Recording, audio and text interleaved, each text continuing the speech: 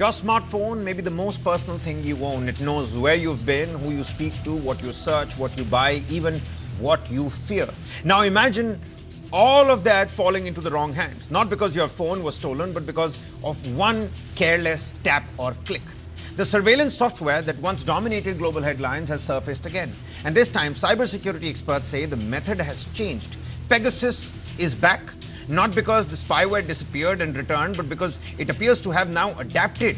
There's a new playbook. The earlier concern was technology so sophisticated that victims often didn't even realize they were under attack. Today, the focus has shifted to something far simpler and perhaps a little bit more dangerous. Instead of relying only on technical vulnerabilities, attackers are increasingly trying to exploit human behavior. A message, it might be a convincing looking link, a short moment of trust, and sometimes that's all that it takes, which naturally raises the next question. What exactly is the attacker trying to get into? Think about everything your phone contains today. Private conversations, family photographs, business, documents, live locations, financial information. Your smartphone has effectively become your digital identity. And if someone gains access to that, the consequences go far beyond losing just a single device. Now, one important clarification. Pegasus is not an everyday scam targeting millions of random users. It has historically been associated with highly targeted surveillance. But the larger lesson is relevant to every smartphone owner out there, which is why we mounted up this segment. Cyber threats are constantly evolving, and increasingly they rely less on breaking into your phones and more on persuading people to open the door themselves, which is why this story matters here in India. We're one of the world's largest smartphone markets. Hundreds of millions of Indians communicate, bank work, and store their personal lives on a single device. That means cyber hygiene is no longer just an IT issue. It's becoming a life skill that we all need to have. So what can ordinary users actually do, you may ask? Most cybersecurity experts agree that good digital habits remain your strongest defense. Question unfamiliar messages, verify before clicking, keep your devices updated, and never assume that every link arriving on your phone is genuine simply because it came through a trusted platform. Because the weakest point in any cyber attack is often human curiosity. And that brings us to the bigger debate. As surveillance technology becomes smarter, can users realistically keep pace? Will digital awareness become as important as digital access? And in a world where our phones know almost everything about us, how do we protect not just our privacy, but our freedom? Let's bring in our guests on the broadcast. We have with us Mr. Pawan Duggal, who's a cyber expert. Sir, you're one of the most credible voices when it comes to issues like these. Pegasus appears to have evolved. Has it really evolved? Earlier, you did not even need a click. It was 0 clicks. Now it's a single click setup. Is that really evolution? Why are people now worried? Why are blog posts and headlines talking about this? Tell us about the software vulnerabilities. Tell us about the human behavior. Where does that come into play? And does this make this new generation of attacks even harder to defend against? We are now waking up into a new age of artificial intelligence, where artificial intelligence is powering almost everything that you can think of, including surveillance and monitoring. That's the reason why the Pegasus of the pre-AI age was different, but was more potent. But today, if those kind of functionalities have to be powered by AI, we are looking at a different model altogether. So when I reach and I research online, I don't really find a specific product like that. But the important issue is that AI today has intrinsic ability to not just play with your mind, not just make your own profile, but also try to color your cognitive thinking capabilities. And that's a bigger issue.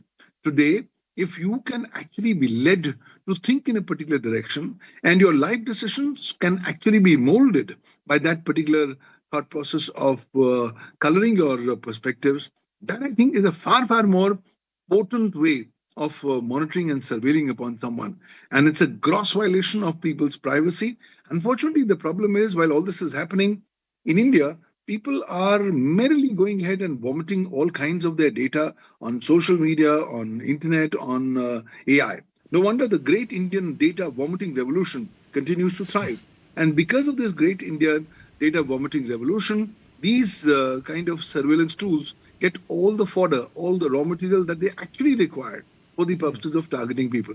So I think people have to be alive to the fact that in this world of AI, the only thing illusionary is your privacy. So whatever limited action that you can take in terms of protecting your privacy, and you should do that, and your device is not a guarantee that it is your sole keeper. Your device at best is only an instrumentality. You need to understand that. Therefore, if you put your device as the center of your life and put all your life elements and parameters on the device, you are potentially playing not just with data privacy, but even with your own mental privacy and personal privacy in the times to come. So the great India data vomiting revolution, that's a good one. It seems like almost as if you're trying to feed into that cancer, that digital AI cancer that's out there. Let me bring in our other panelists as well, Mr. Duggal. Advocate Khushbu Jain, who's a cybersecurity expert with us on the broadcast. You see, Khushbu, help the viewers understand, India has over 500 million WhatsApp users. Without creating panic, because that's not the idea of this segment, how real is the threat for average smartphone user, and are we all equally at risk? Threat is there. Let's not scare people, but threat is there. But at the same time, if you'll see, WhatsApp has given its own statement that it has got vulnerability patch and it is fighting in the court with Pegasus, the company in the US court. But if you talk about the threat, as rightly said by my earlier panelist, the moment you have a phone in your hands, see, when you say that the phone is yours and it's with you, and you take it 24/7 wherever you are, and you think it is mine, it is yours, and you share everything with it. You feed a lot of data knowingly or unknowingly. But one has to understand that that phone is connected with thousands and millions of things around, and it practically is.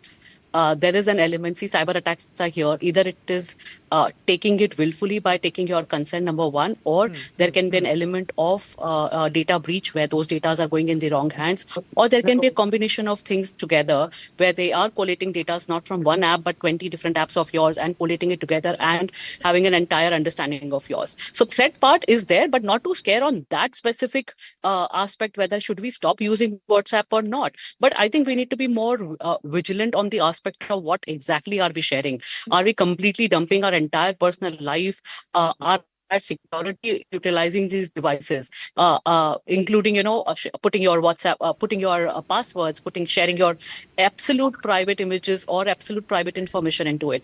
I think anything that you don't want the public. That's a credible point. Khushbu, you see, you spoke about vigilance. Let's go one step further. Let's talk about remedies and solutions as well. If someone accidentally clicks a malicious link, I'm going to come to you as well, Mr. Duggal, on that. But Khushbu, if someone accidentally clicks a malicious link, what should they do immediately? Is there still a chance to limit the damage if you've, let's say, in a careless attempt, pressed something that you really shouldn't have? See, the first and foremost that you should do, if you have clicked somehow, go and check if there is some remote access being given somewhere. Check your systems, check all the applications on your devices. If possible, you can reboot your entire phone. But apart from all these things, best is to keep looking into it. If there is any application running in the remote, lot of applications you'll not see it on your phone. It's not visible. There's no logo or a thing which is visible on your screen. But they might be working remote or silently and stealing your data or mirroring your phone, which can have everything. Whatever you do on your phone is mirrored in their places. So in all those scenarios, be a little more vigilant on it. Try to reboot it. Try to change a lot of information into it. Do not change your passwords then and there. If you think you have clicked it and you open the same phone and you change your passwords, do not do that. That's a good one. Do it from some other. Do not do it from some other devices, because I have had so many people coming to me. I've changed my password again. I've been hacked. I'm like, because the phone is mirrored. You're practically giving him the passwords yourself. He doesn't have to wait for it. So there are combination of things that you can do, but at the same time. With whatever the Pegasus issue that we are seeing, they did not even had to send you a link.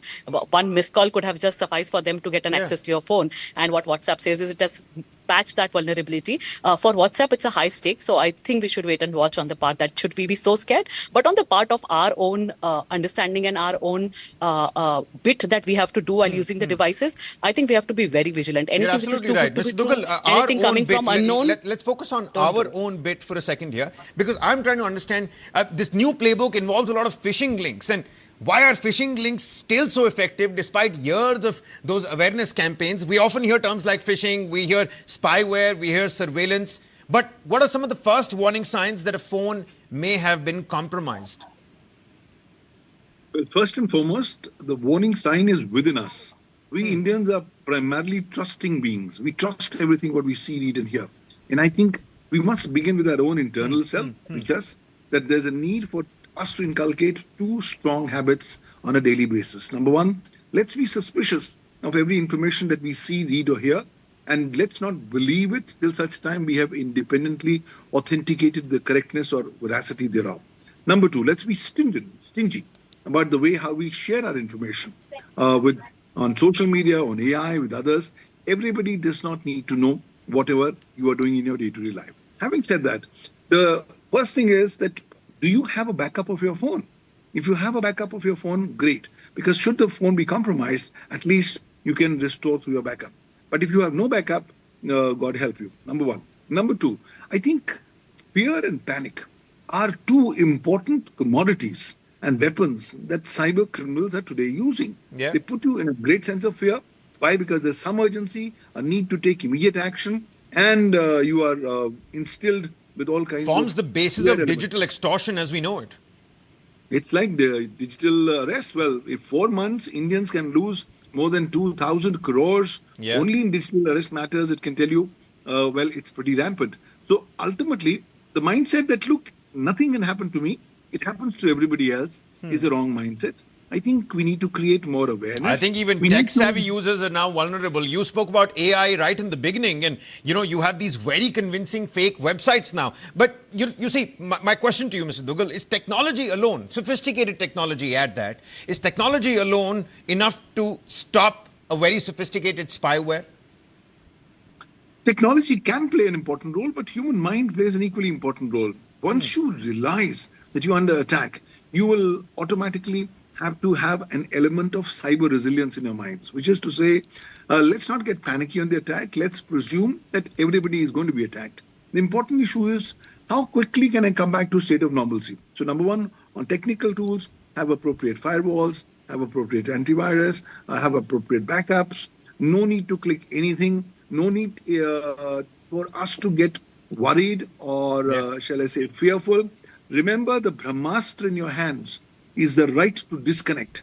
The moment you find somebody is putting you in some fear, some panic, some urgency, just disconnect. Why? Because disconnection ensures that you do not fall into the pit of cybercrime. And also, if possible, do not land up clicking things. Do not think that you are so lucky that you'll be winning a lottery, or that you'll be winning a prize, or that you'll actually get 15% per quarter on your returns when an FD is getting you at 8%. And that 50% discount on your next shopping basket is too good to be true. Do not absolutely fall for that. I think, the operative part that you spoke about here was that cyber resilience. Khushbu, before we wrap this segment up, the final word to you, help the viewers understand, because you gave us some really, insightful examples earlier on. Digital awareness, this seems to be the most important layer of cybersecurity. This is a skill that needs constant reskilling and upskilling. Take it away. Help the viewers here. Absolutely. See, people have a right to feel very overwhelmed. Every week we are hearing about vulnerability, news, spyware, news scam. And the honest answer is, you and I cannot fix everything. It's together, WhatsApp, Android, or every company, everybody has to come together. All of us can do is make ourselves a harder target. And how do we do that? In practical terms, that means we need to change our habits. Number one, lock down your accounts. Use long, unique passwords till the time the technology doesn't go passwordless. Let's continue with that aspect. Number two, have unique passwords, turn on two-factor authentication, especially when it comes to email or a banking. I personally have my personal habit, that the phone that you use, have 2 phone numbers when it comes to banking and everything else. I always say that have 2 bank accounts as well, because we are so much digital savvy nowadays that we do so many payments everywhere. I say, let one account of yours have all your money, which is savings. Let another account you keep transferring whatever you use. You use 30,000 for a month of an expenses, keep transferring it. So that account is which is exposed everywhere. So even if there is a breach at somebody else's hand, you are not the one who's exposed, or at the situation where you are left with a target. So keep having those hygiene when it comes to technology usage, when it comes to banking, when it comes to all these things. Apart from that, one last bit in the terms of in the age of AI, I am been saying that voice and face has been very unique. If your father calls you up and say that I'm in a vulnerable situation, you will be ready to do whatever you have to do. For that, I think every family, every couple has to have one code, one family cheat code. That is the code you need to speak That's a good if one. there is That's a vulnerable situation. The mirroring, so that you the fight family with AI cheat right code, now. the bank account. I mean, you've given us the theoretical and the practical with Mr. Duggal and Advocate Khushbu Jain. I personally feel that it's just Pegasus that we're talking about today. Tomorrow it could be another name. And even as technology keeps on evolving, the real challenge is to make sure that we evolve in terms of our awareness as well. It's the digital age. Cybersecurity is not going to begin in our phones. It's going to begin with the choices that we make before we make the next scroll or the next click. Mr. Duggal, many thanks for taking out the time. And Advocate Khushbu, many thanks for helping us with those, unique tips, tricks, and of course, those examples as well. All right, then, we're going to shift our focus here to the third segment on In Your Interest. This is another important one. This is about legality and, of course, governance as well. Take a look.